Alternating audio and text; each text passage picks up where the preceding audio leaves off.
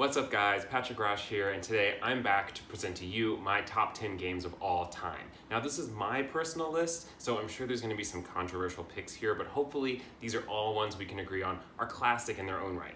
Let's start with number 10, Jet Grind Radio, or as some people know of it, Jet Set Radio, which was released in 2000 for Dreamcast, which was one of my favorite consoles of all time. Now the whole point of Jet Grind Radio was you were just a rollerblader cruising around town trying to graffiti it basically, and you had to run from the law, you had to run from dogs, helicopters that were actually trying to shoot you with missiles, which is kind of crazy if you're, just a graffiti artist. So in this game, the goal was to get as many points as you could in 10 minutes. You would skate around collecting paint cans, and you would use those paint cans to paint different murals around the city. And the cool thing about this was you had to use combos on the controller, so you would like swipe up to the left, down, and then over, and that would be how you would paint. And every time you would paint with one of those combos, you would lose some of those paint cans.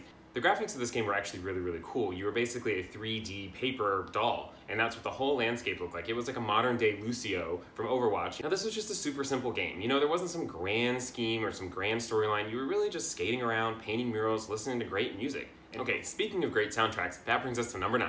Crazy Taxi, another game for Dreamcast that came out in 1999, and I personally loved this game. I fell in love with this game in the arcade, and just something about the simplicity of driving around town, picking up different passengers, going to different locations, and having a timer that also operated as checkpoints so you can get a little bit more every time you drop somebody off, and really trying to get the highest score you possibly could, plus the minigames. The minigames were just as much fun as the regular missions. I spent way too long trying to set the record for longest long jump. I mean, crazy amount of time. But I loved the minigames just as much. This game was so much fun. It was easy to learn, but it was hard to master. You're flying around town. Eventually you had the maps memorized. They were like the back of my hand. I could get from point A to point B without even having to look at the little direction arrow. I mean, this game was just so much fun. The physics, everything about it was brand new, and it just was awesome. I don't know what else to say.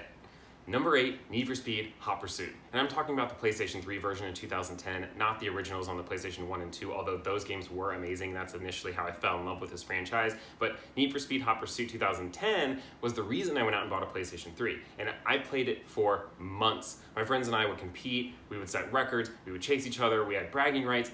It was amazing. And the graphics were incredible. We're talking photorealistic cars, the crashes were out of this world. I mean, the way it slowed down, get that cinematic view, it was just awesome. I mean, I never tired of this game until eventually I probably moved on to a different one. Okay, number 7, and I'm kind of cheating here a little bit because I'm combining two games, Virtua Tennis 1 and 2 for Dreamcast. Now I know there's a lot of Dreamcast games going on, but that's really when I started to cut my teeth as a gamer, was when Dreamcast came out. I was one of the only people in my friend group who had one, so all the games I played, growing up, were Dreamcast games. And Virtua Tennis 1 and 2 were awesome. The first one was incredible, great arcade game, and I remember when the second one came out, I literally couldn't find it in the store. It was sold out everywhere I went for weeks. And something about how easy it was, but you could still get into hotly contested matches, it was just incredible. I loved playing as Venus and Serena, obviously, and that was really the first time you could play as the characters you knew and loved. You could create your own, and that's kind of what Virtua Tennis 1 was all about, but Virtua Tennis 2, when you actually got to play the characters, or play the real-life people that I grew up watching. I love tennis, still to this day. Serena's my number 1, and to be able to play as them was just something that wasn't really around before, and it wasn't crazy photorealistic graphics or anything, but it was just fun. The animations were okay, but it was just something about the ease and how accessible it was to everyone. You could just pick it up, play with your friends, play for hours, and there wasn't really a big learning curve to it. The Virtua Tennis line has continued, but the first 1 and 2 really were some of my favorite games of all time. Number 6 is World of Warcraft. Now, it's embarrassing how much I played World of Warcraft. I played from day 1 vanilla WoW. We're talking launch, talking bugs, we're talking everything, talking unplayable.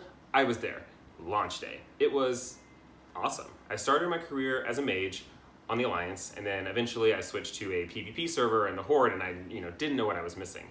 I played for about 7 years, and I think I fell off around Burning Crusade, and then I came back at the Garrison expansion, and then I kind of fell off again, and I know there's a new expansion coming out this week, actually, and so a bunch of people are going to come back to play, but I think I'm just a little too far gone. The max level is too high, and I just feel like I've missed out on too much, and it's just too daunting to come back. I think if they ever started over with WoW 2, I would come back in a heartbeat, as I think a lot of people would.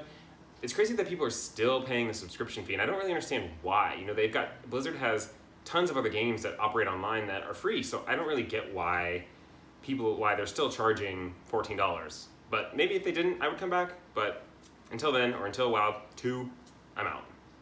Number 5, Roller Coaster Tycoon. And I'm talking the original for PC. I still have a burned copy of it in my house somewhere that I install probably once every 2 years to whatever computer I have, play for like 3 days, get tired of it, and then uninstall it. But that's pretty much the pattern that I've had for the last, I don't know, 15 years since it's been out. That's probably not even close to accurate. It's probably more like 20.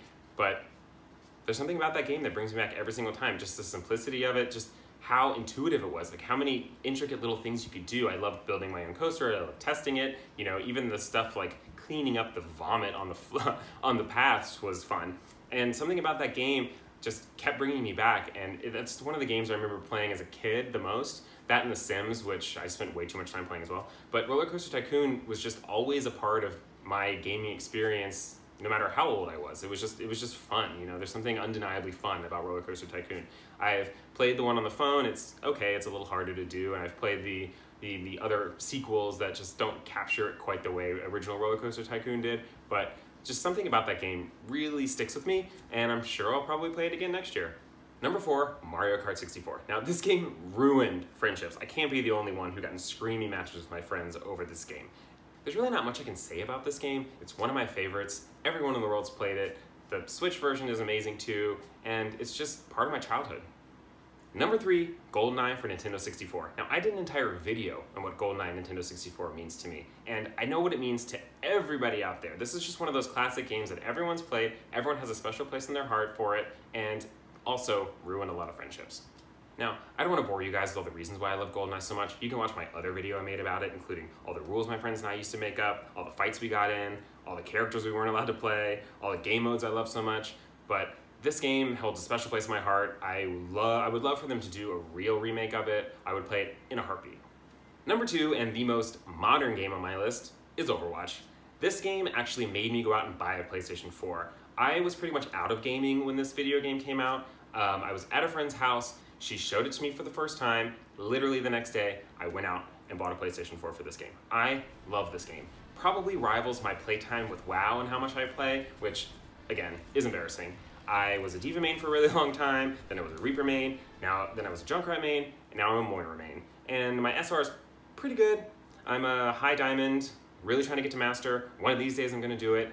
The funny thing about Overwatch is it wasn't even on my radar when it first came out. You know, I had never heard any of the pre-hype about it. I was pretty much out of gaming altogether. And all I can say is if I had to wait for the 2 years that it was announced before it actually came out to play, I would have gone insane. So for all of you who toughed it out from the initial announcement to release day, I tip my hat to you. I would not have been able to make it. Okay, and my number 1 game of all time is Resident Evil Code Veronica, again, for Dreamcast. I love this game. I don't know what it was about it, but it really spoke to me. It really reeled me in. I love playing as Claire, and I think that's where my love of playing as a badass chick comes from. No matter what game I'm playing, I tend to always pick the girl. I love Tomb Raider. I love Kate Beckinsale and Underworld. I don't know what it is, but I just love a badass chick. And I think this was my awakening to that fact. So basically, you're playing as Claire, and you're trying to find your brother, and, you know, chaos ensues. And that cinematic, that beginning cinematic, is one of my favorite cinematics from any game of all time, ever. I actually interviewed Chef Win on a show of mine called Game Bites about this very game. Because I love playing Code Veronica. Yeah! And that was my favorite game. Resident Evil Code Veronica is a very good game. I love that opening game scene. Is still one of my favorites from any game. Very scary. And here's a fun fact. For it being my favorite game of all time, I've never actually beaten it. I know that's crazy to say, but I can't remember what was going on at the time, but my saved game, I didn't have enough health or I didn't have enough ammo to finish, and I was at the last boss, and I just could never do it because I just didn't have any resources. And the fact of starting all the way over was such a daunting task when I was, I don't know, 15, that I just gave it up. And I actually just went to look to see if it's on PlayStation 4, and it's the old PlayStation 2 port, not the PlayStation 3 remake, and so I just can't play on those graphics with that clunky tank control. So fingers crossed that they do a Code Veronica remake in the same way they are doing a Resident Evil 2 remake, because I would be there day 1. Okay guys, that's my list. I know some of the picks are kind of strange, a little bit left field, but I think we can all agree that they're classics, and if you haven't played any of them, I suggest you go out right now and do it.